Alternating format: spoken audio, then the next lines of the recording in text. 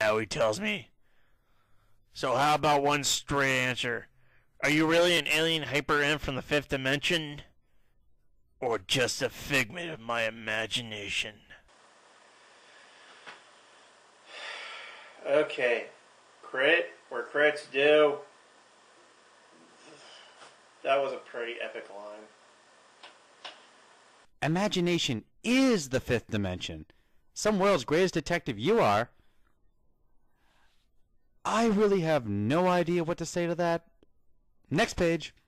Well, the next page is line of panels of the rich assholes and Domino Max bitching that the pointy-eared guy attacking their forces doesn't look or act like Batman.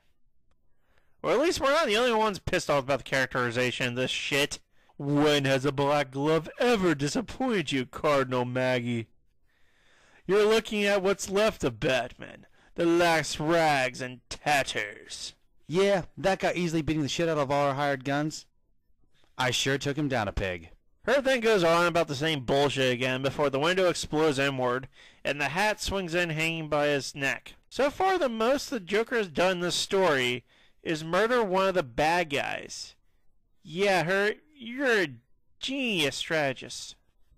Well, on the next page, the Joker, shirtless and covered in blood, drops in on the black glove. The black glove, I presume. Shall we have a shake? Hurt then apologizes about Hans and the evil mime not catching Red Robin. But he also says that the Joker should love the creepy shit they've got planned for Batman. Hurt, you do realize that the Joker just murdered a ton of your own men, right?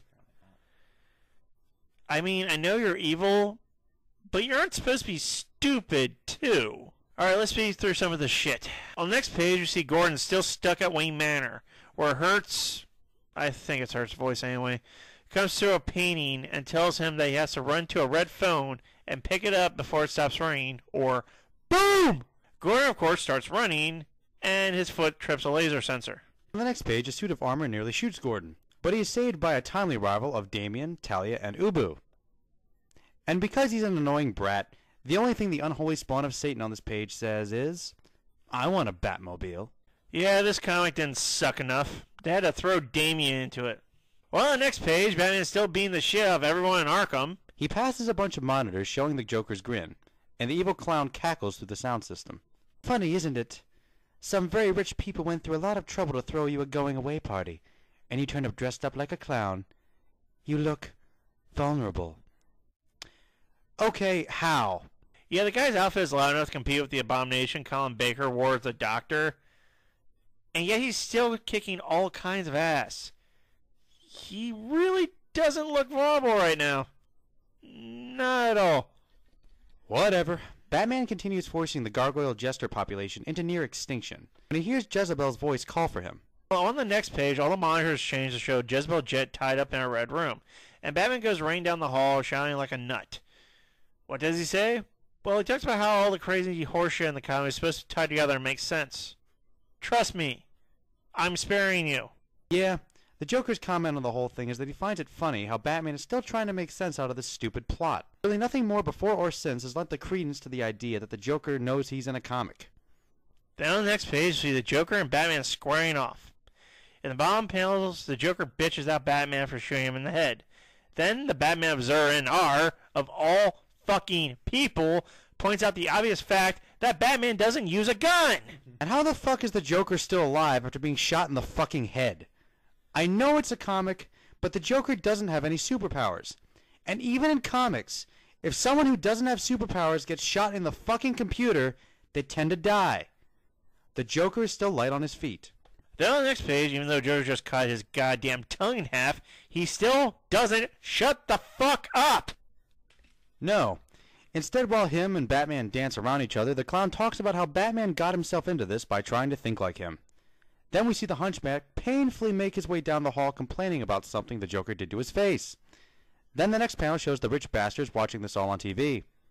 On the next page, Batman easily takes down the Joker, big fucking shocker, and demands to know where Jet is. Joker answers with, I don't even know what. I only want to help you understand. See, it's everything. Mom, Dad, the job. Oh, Batman. Batman, it's so simple. Life, death. It's all a big joke. A dead man's hand, and I hold the winning card. Wow. I know the Joker is insane, but he's usually more coherent than this. Then on the next page, Batman finally finds Jezebel Jet, and she is tied up in the Joker's old cell, with the poisonous rose petals beginning to fall from the ceiling. No, not Bruce. I'm Batman. Then she cries out some more, and then we see that Batman has taken off his mask and his word bubbles are back to the same white color. Then Joker shows up again just to remind us about the rose petals being bad if two colors touch. Then Batman pulls out a knife and uses it to break through the glass and get into his cell, where the Joker sprouts more bullshit. Then on the next page, Dr. Hurt shows up, says that Batman's finally fallen because the petals are falling, I guess. Batman says he's sorry, then I have no idea. This comic is the embodiment of what the fuck. Well, Batman mentions red and black floor tiles as he seems to succumb to the effects of Joker venom. Then he collapses to the ground as his vision starts to blur. On the next page, Jet gets an evil smile on her face as she says, Look into his eyes. Now he knows. Batman's finally giving in. As she catches one of the rose petals on a gloved finger. Then the Joker says, Now do you get it? No, we fucking don't! I have never been more frustrated or confused by any comic I have ever read. Well, I can tell that Jezebel Jet is evil, but really, given how she's been portrayed so far in this comic, that wasn't much of a surprise. Given that, I still have no idea how the floor tiles had anything to do with that, what the rose petals did, or why Batman seems to succumb to Joker venom. Did the rose petals touching produce the laughing gas? Well, if it did, then why the hell didn't it affect anyone else? As far as I know, the only people immune to Joker venom are Poison Ivy and the Joker himself. If anyone else should be immune to that shit by now, it should be Batman. So why is Jet and Hurt fine? Why was Jet in a straitjacket a panel ago, but now she's free? Where the hell did the jacket go? I have no fucking idea what's going on in this story. Neither do I. Do you think the last issue will help make any sense out of this madness? No, I don't. But fuck it. We can't stop now.